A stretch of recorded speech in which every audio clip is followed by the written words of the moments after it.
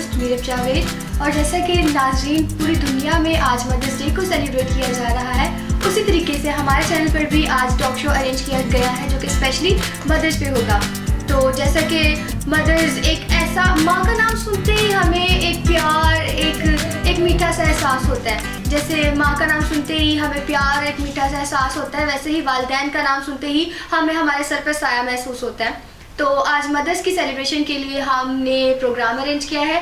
तो हमारे साथ हैं रेवरेंड पास्टर शहजाद, हम आपको वेलकम कहते हैं, और डॉक्टर इलियास आपको भी वेलकम, और उसी तरीके से हमारे चेयरमैन की वाइफ जो मिसेस रुबीना तारिक, आपको भी वेलकम। Thank you. और मुकद्दस आपको भी वेलकम, और डॉक्टर शहनाज आपको भी वेलकम। Thank you.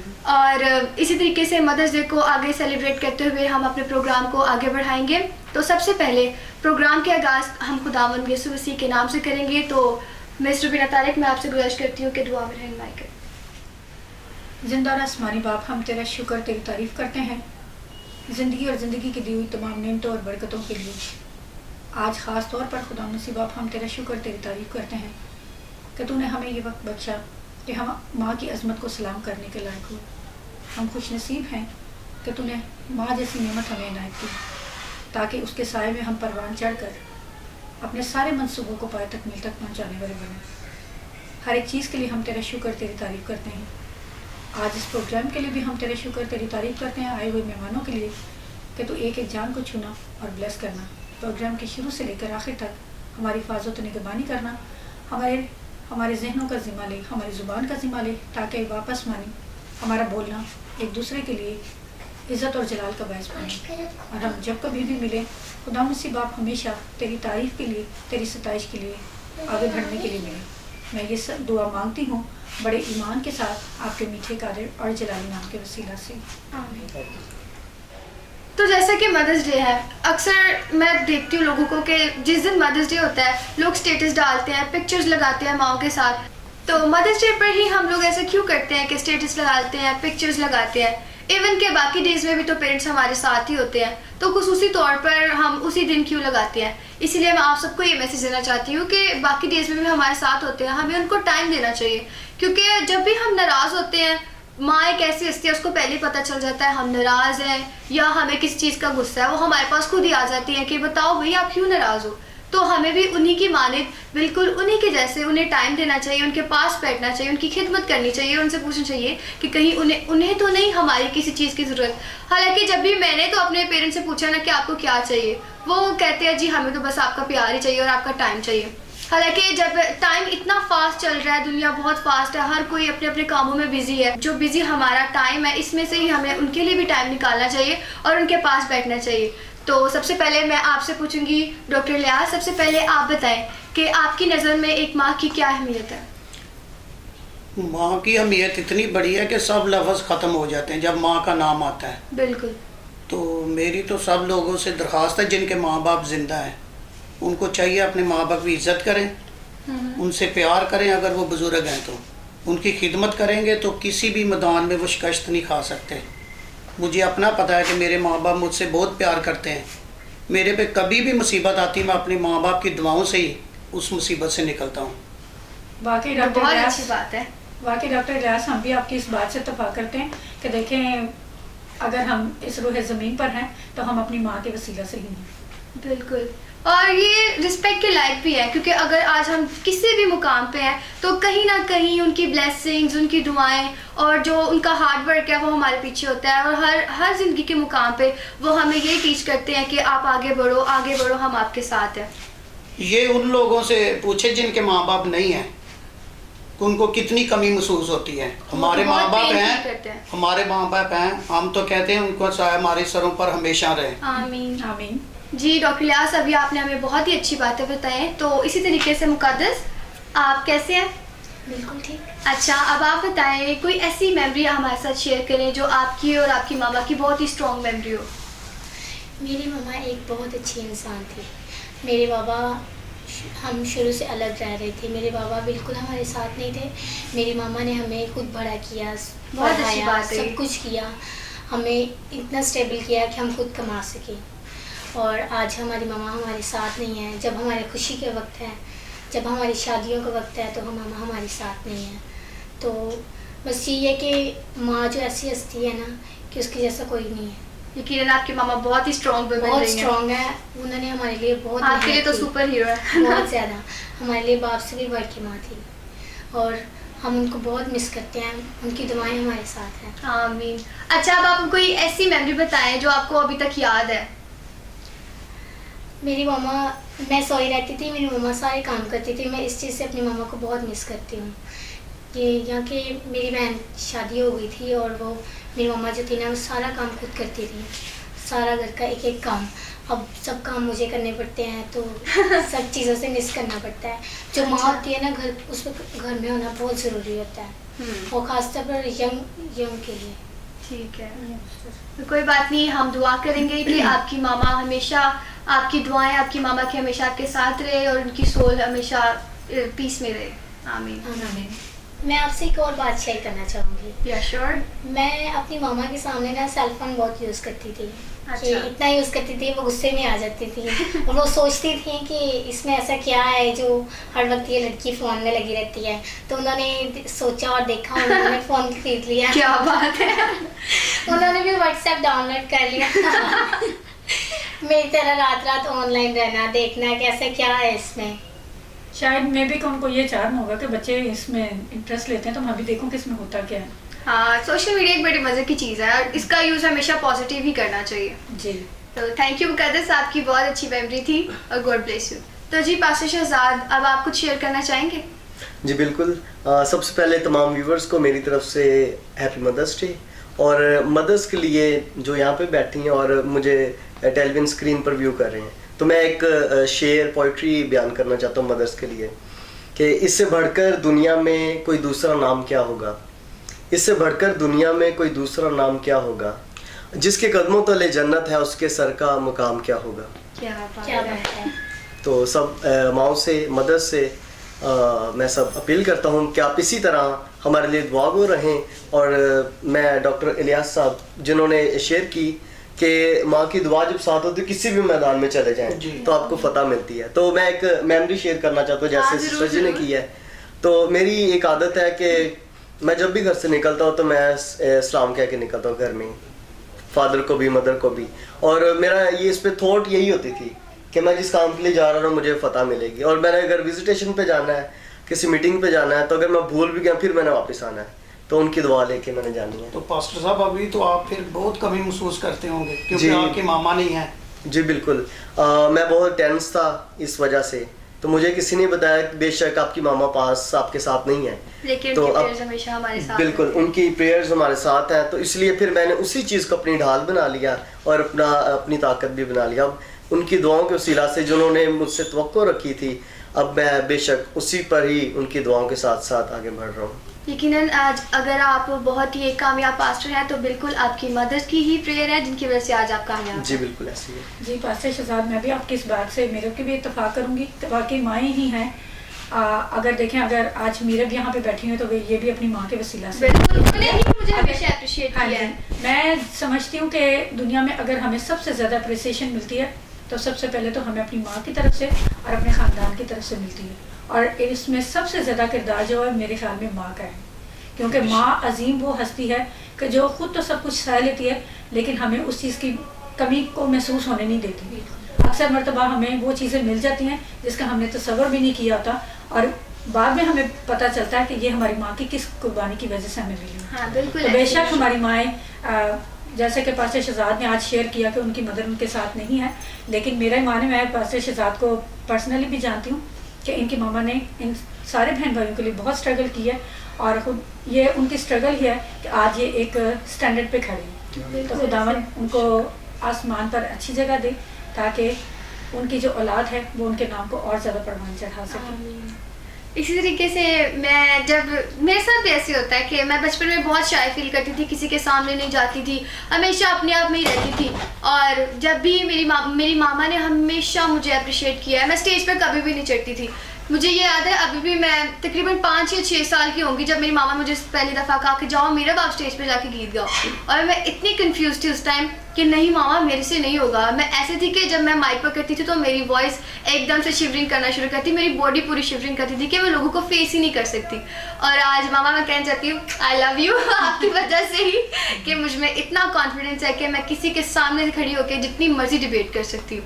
और मामा ने मुझे हमेशा कहा कि जाओ इधर जाओ उधर जाओ, हर कंपटीशन में, चाहे वो कॉलेज का कंपटीशन हो, स्कूल का कंपटीशन हो, हमेशा मामा ने कहा कि नहीं मीरा आप जाओ, यू कैन डू इट, आप कर सकती हो। और उनके अल्फाज आज भी यही है। मैं कहूँ ना मामा के कोई कंपटीशन आ रहा है मैंने पार्टिसिपेट करना, मामा कहेंगी जाओ जाओ अपना फॉर्म लो, ये करो वो करो, मेरे सिग्नेचर चाहिए वो भी ले लो। हमेशा उन्होंने मुझे अप्रिशिएट किया। तो मामा थैंक यू सो मच, हमेशा आपने मुझे अप्रिशिएट किया है और हमेशा मुझे पापा की डांट से भी बचाया। हालांकि पापा मुझे बिल्कुल नहीं डांटते थे, लेकिन सबसे ज़्यादा प्यार भी इन्होंने किया और अप्रिशिएट भी आपने किया। Thank you mama, I love you. तो इसी तरीके से डॉक्टर शहनाज अब आप हमारे साथ कुछ शेयर करें। मैं आज जो कुछ भी हूँ अपनी माँ की दुआओं से हूँ।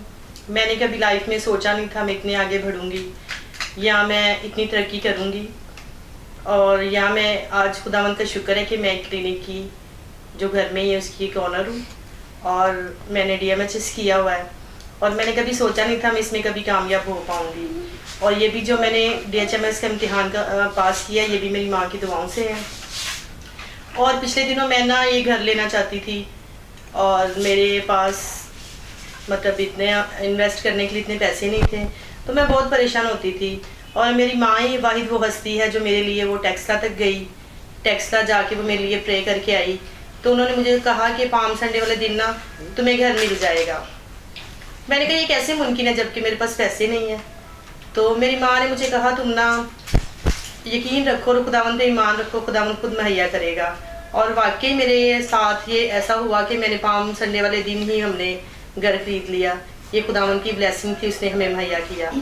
और ये सब कुछ मेरी माँ की दुआओं से है कि आज मैं इस अपने घर में बैठी हूँ और मैं एक कामयाब इंसान हूँ अपनी माँ की दुआओं से। और हमारी ज़िंदगी में जो भी कामयाब तरीन लम्हा आता है वो हमारी माँ की बदौलत है, और हमेशा हमें अपनी माँ की इज़्ज़त करनी चाहिए। और मेरी माँ एक वाहिद वो हस्ती है जिसे मैं सारी ज़िंदगी कभी नहीं मतलब छोड़ सकती, और मैं माँ की वजह से इस मुकाम पे हूँ। और आप सबसे भी यही है कि अपनी माँ की रिस्पेक्ट करें।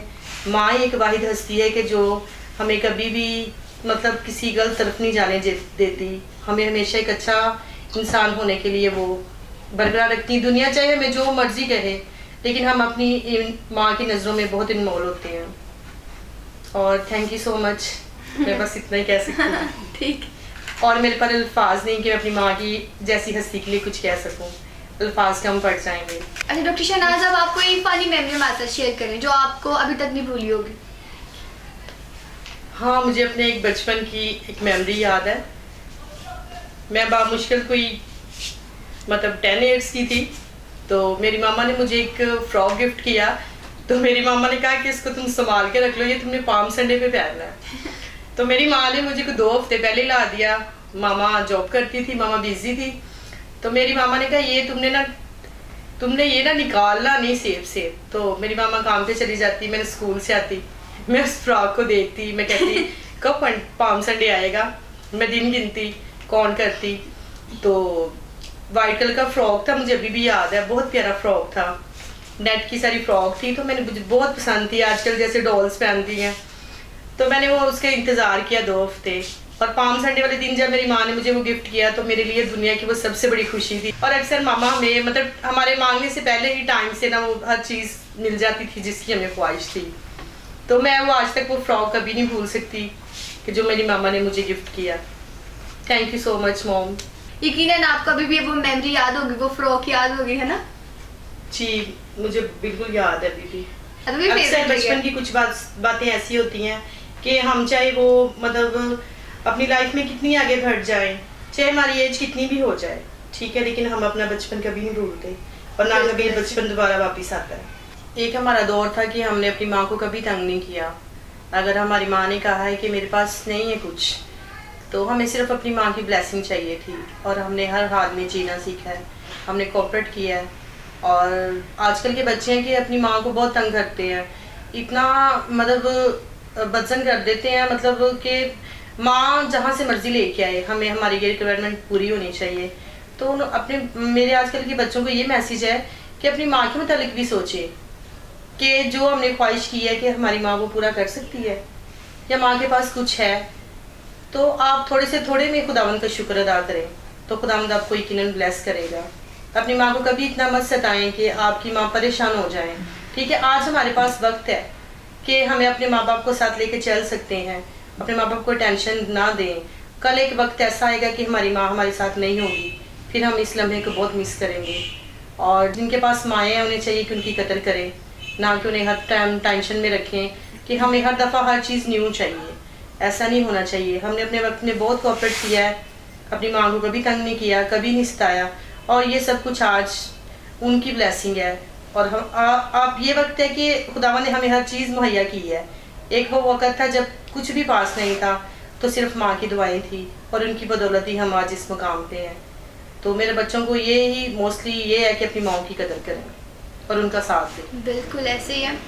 अक्सर जो यंगस्टर्स है ना, ये जो यूथ है, इनको ना गुस्सा बहुत जल्दी आ जाता है। सारा गुस्सा आएंगे घर पे, चीज़ें फेंकेंगे और गुस्सा फ़ौरन से माँ पे निकाल देंगे, ऐसा क्यों है वैसा क्यों है। लेकिन वो फिर भी उनका हौसला देखिए कि हमें बर्दाश्त करती है, हमें कहती है आगे से, कहती है रिलैक्स हो जाओ, कोई बात नहीं, कुछ नहीं। लेकिन हम लोग कहीं ना कहीं उन्हें हर्ट कर ही देते हैं। तो मैं भी सबसे यही कहना चाहूँगी कि हमेशा उनकी कदर करें और सब्र से काम लिया करें, और माँ कोशिश किया करें कि ख़ास तौर पर अपनी माँ को कभी भी हर्ट ना किया करेंगे। Thank you so much doctor Shahnaz, आपने बहुत अच्छी बात हमारे साथ शेयर की है, क्योंकि हमें अपने पेरेंट्स की वाकई ही कदर करनी चाहिए।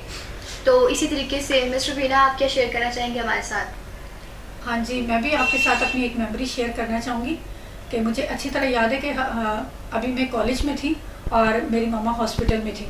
मेरी मामा फीमेल वार्ड में थी और मेरे पापा बीमार रहते थे तो वो मेल वार्ड में थे। हॉस्पिटल एक ही था लेकिन वार्ड्स जो थी वो अलग अलग थी। तो हमें नहीं याद रहता कि अक्सर दफ़ा देखें औलाद भूल जाती है कि हमारे पेरेंट्स की बर्थडे कब है, और मुझे नहीं पता था कि उन दिनों में मेरी बर्थडे है, इसलिए कि मामा भी हॉस्पिटल में थे और पापा भी हॉस्पिटल में थे। तो हम लोग शाम में खाना लेके जाते थे, तो मुझे पता नहीं था कि वो 28 अगस्त था।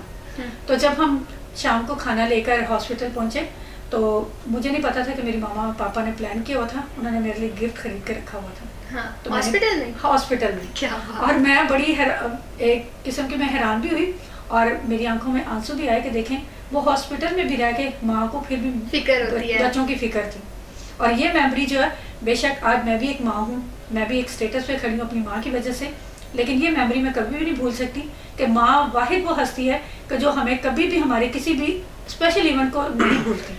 हम देखें हम माँ बाप बन गए, अक्सर मैं भूल जाती हूँ कि भाई आज मेरे घर में फलां चीज़ हो रही होगी, लेकिन मेरी माँ कभी भी नहीं भूलती। वो अपने 6 के 6 बच्चों की बर्थडे जो उन्हें याद होती है और वो सबकी बर्थडे जो वो सेलिब्रेट करती हैं। मिस रुबीना, आपके प्रोफेशन से मुझे एक बात मेरे माइंड में आ चुकी है जी।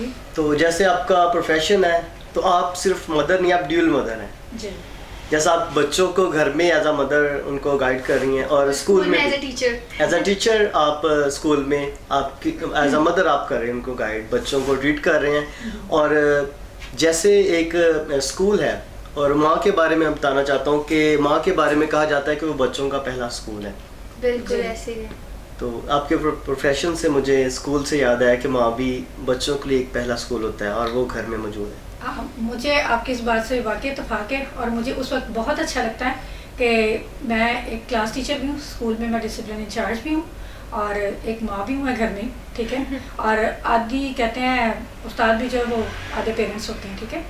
तो मुझे बहुत खुशी होती है कि जब हमारे स्कूल में पेरेंट्स आते हैं तो वो आके बड़े कॉन्फिडेंस के साथ, बड़े प्यार के साथ ये बात जब मुझे कहते हैं ना कि मिसी ये आपके बच्चे हैं, आप इनके साथ जो भी करें, तो हमें किसी चीज़ का कोई इतराज़ नहीं है। तो मैं उन तमाम वालिदैन का और स्पेशली माओं का शुक्रिया अदा करती हूँ कि जो कि उस्ताद को दूसरा दर्जा देते हैं माँ के बाद। तो ये उनके बच्चों की देखें सीखने की एक दरसगाह है जहाँ से वो अपने बच्चों की तरबियत को परवान चढ़ाते हैं। तो हमें कभी भी जो है वो टीचर्स को, इसलिए कि वो सेकंड माँ का दर्जा रखते हैं, दूसरा दर्जा रखते हैं, तो हमें कभी भी उनको आके अप्रिशिएट करने के बजाय आके हमें कभी भी उनके साथ जाके स्कूल में तो ये नहीं कहना चाहिए कि भाई आपने मेरे बच्चे के साथ ये किया।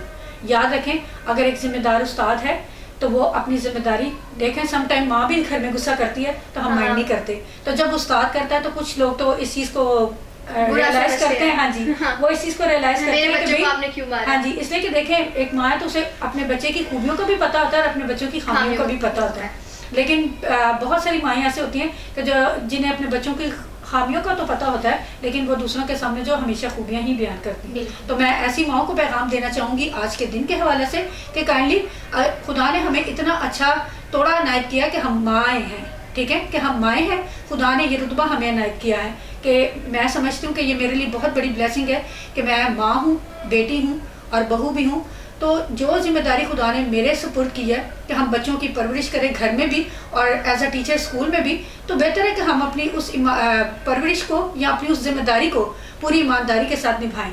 क्योंकि देखें हमारे हाथ में 40-50 बच्चों का मुस्तकबिल होता है, यानी कि हर क्लास में देखें 35 to 40 किड्स होते हैं। बिल्कुल। आपने अगर 2 क्लासेस ली हैं 3 ली हैं तो हर क्लास में 30 से 35 बच्चे होते हैं। तो हमने इतने बच्चों का मुस्तकबिल जो हमारे हाथ में है, तो फिर हमें चाहिए कि हम अपने बच्चों उन बच्चों की अच्छे तरीके से तरबियत करें ताकि जब वो किसी स्टैंडर्ड पे पहुँचे, जैसे आज हम अपनी माँ की बदौलत अपने टीचर्स की वजह से इस सीट पर बैठे हुए हैं, एक स्टैंडर्ड पे हैं, तो जब हम जिन बच्चों की तरबियत हम कर रहे हैं वो जब किसी स्टैंडर्ड पर पहुँचेंगे तो याद रखिएगा कि उस्ताद तो बच्चों को भूल जाते हैं, लेकिन बच्चे जिनको उस्ताद ने उंगली पकड़ के फर्स्ट स्टेप से 10वीं सीढ़ी तक चढ़ाया था वो कभी भी अपने उस्ताद को नहीं भूलते।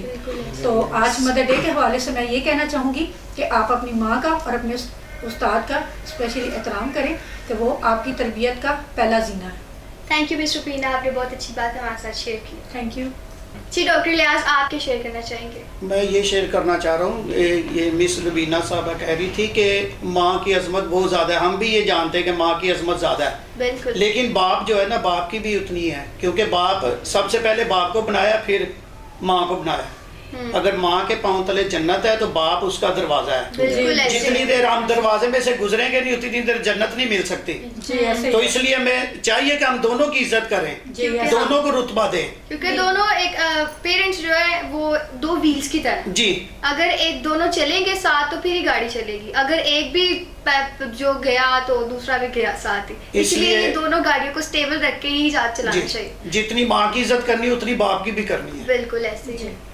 जी पास्टर शहजाद, आपके शेयर करेंगे हमारे साथ? मैं शेयर करना चाहता हूँ कि बाइबल में माँ के हवाला से क्या वर्सेस मिलती हैं। तो मैं डॉक्टर इलियास साहब से अपील करता हूँ कि पैदाइश 3 बाब और उसकी 20वीं आयत की आयत मुकद्दसा तिलावत करेंगे। और आदम ने अपनी बीवी का नाम हवा रखा इसलिए कि वो सब जिंदों की माँ है। आमीन आमीन। कलाम मुकद्दस का पढ़ा और सुना जनाब भाई से बरकत हो। बेशक आप सब ने बहुत अच्छी शेयरिंग की है और चंद अल्फाज में मैं इस थॉट को बयान करना चाहता हूँ कि बाइबल मुकद्दस में पैदाइश की किताब 3 बाब में फर्स्ट जो माँ का जिक्र यहाँ पर हमें मिलता है। और बाइबल मुकद्दस में जब माँ के बारे में देखते हैं तो माँ का रुतबा बहुत बड़ा है। और एक दुनियावी मिसाल देता हूँ कि माँ ऐसी शख्सियत है जिसको मरने का खौफ नहीं होता, डर नहीं होता। उसको इस चीज़ का डर होता है कि अगर मैं मर गई तो मेरे बाद बच्चों को वैसा प्यार कोई भी नहीं कर सकता। तो दुनिया में 2 माँओं का जिक्र मैं करना चाहता हूँ। एक पहली औरत मुकद्दसा हव्वा दुनिया की पहली माँ ठहरी हैं और वो गुनाह के बायस इंसान को उसने नीचे गिराया, लेकिन इस मेयार को खुदा ने नीचे नहीं गिरने दिया। दुनिया में एक और माँ ऐसी भेजी जिसको कोई नहीं भूल सकता, मुकद्दसा मरियम को। तो मुकद्दसा मरियम ऐसी शख्सियत है जो माँ के मेयार को जब गिराया गया नीचे गलती के बायस, गुनाह के बायस, तो मुकद्दसा मरियम जब इस दुनिया में आई तो उन्होंने पाकीज़गी का दामन इख्तियार किया और इस दुनिया को निजात दहिंदा दिया और एक बार फिर माँ का जो रुतबा है वो बुलंद किया। और मुकद्दसा मरियम सबकी माँ है जिसको बाइबल मुकद्दस में मुकद्दसा हव्वा को कहा गया कि जिंदों की माँ है, लेकिन बनकर दिखाया मुकद्दसा मरियम ने। तो माँ की असमत को सलाम और आप सब जो माँ यहाँ पर बैठी हैं आपको बाइबल मुकद्दस की रूह से सलाम कबूल। ठीक है, आपने बहुत बहुत अच्छी बात शेयर किया है कि मदर मैरी ने वो सारी बातें आके क्लियर कर दी हैं जो कि उससे पहले हुई थी। इसीलिए मदर मैरी हमारे लिए बहुत बहुत बहुत ज़्यादा आला मुकाम के हामिल है और बहुत ज़्यादा एक पाकीज़ा औरत है और उनकी रिस्पेक्ट हम सारी पूरी दुनिया में उनकी रिस्पेक्ट सबसे ज़्यादा है क्योंकि वो एक वाहिद पाकीज़ा औरत है जिन्होंने हमें एक निजात दहिंदा दिया। आमीन आमीन।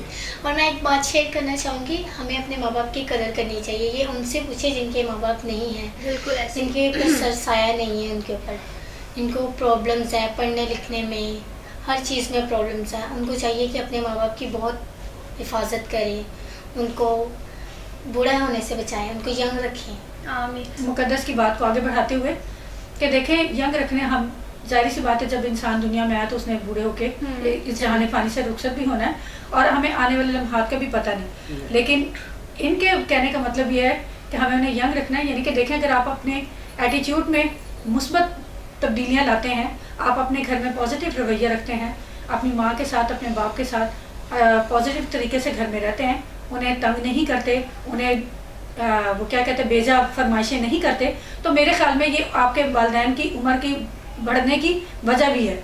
यानी कि देखें वालिदैन लंबी उम्र पाते हैं, लेकिन जब आप अपने वालिदैन को छोटी छोटी ख्वाहिशों के लिए, छोटी छोटी बातों के लिए टीस करते हैं और जो चीज़ें उनकी दस्तरस में नहीं है और आप उनसे मांगते हैं, तो फिर वालिदैन टेंशन में आते हैं, और जब इंसान टेंशन में आता है तो उसे 100 तरह की बीमारियाँ लगती हैं। और स्पेशली याद रखिएगा कि आज इस प्रोग्राम के हवाले से कि जब आप अपनी माँ को मुख्तलिफ़ चीज़ों के लिए फोर्स करते हैं और वो वसाइल आपकी माँ के पास नहीं है, तो फिर वो माँ परेशान होती है और आहिस्ता आहिस्ता ये परेशानी जो वो मुख्तलिफ बीमारियों की सूरत तैयार करती है, और फिर एक दिन ऐसा आता है कि हमारी माँ हमारे पास नहीं रहती और फिर हमें अफसोस होता है कि आज हमारी माँ पास, हाँ जी, काश हम अपनी माँ को तंग ना करते।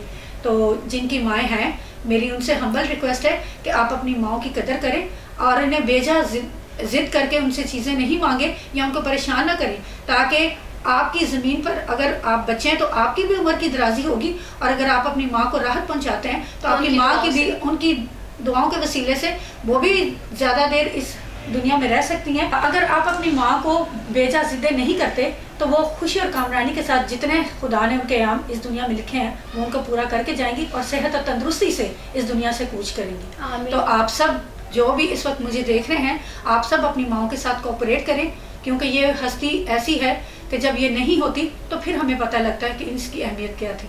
खुदावंद आप सबको ऐसा करने की तौफीक दे कि हम उनकी कदर करें। आने वाले लम्हात में शायद हमें ये वक्त मिले या ना मिले। बिल्कुल, मैं भी आज के ख़ास तौर पर यंगस्टर्स को ये मैसेज देना चाहूँगी कि अभी हमारे पास टाइम है, हमारे पेरेंट्स हमारे साथ हैं और हमें पूरी कोशिश करनी चाहिए कि हर लिहाज से उन्हें कोई परेशानी न दे। अगर हम उन्हें ज़्यादा से ज़्यादा प्यार नहीं ना दे सकते, जो हमारे लिए बहुत मुश्किल होता है, तो हमें ऐसा करना चाहिए कि उनको ज़्यादा तंग भी ना करें, ताकि हमारी ख्वाहिशात की भी लिमिटेशन इतनी हो कि वो हमसे हमेशा राज़ी रहें और हमेशा खुश रहें। तो आज आपके पास टाइम है और अपने आप से अपने दिल में ये प्रॉमिसेस कर लें कि हम अपने पेरेंट्स को आज के बाद तंग नहीं करेंगे। तो गॉड ब्लेस यू। आप सब तमाम कलीसिया को खुदावंद बहुत ज़्यादा बरकत दे, और आज के हमारे गेस्ट को भी आप सबका बहुत बहुत बहुत शुक्रिया कि आज आप सब हमारे साथ यहाँ पे शामिल हुए और बहुत अच्छी बातें हमारे साथ शेयर की। तो गॉड ब्लेस यू ऑल।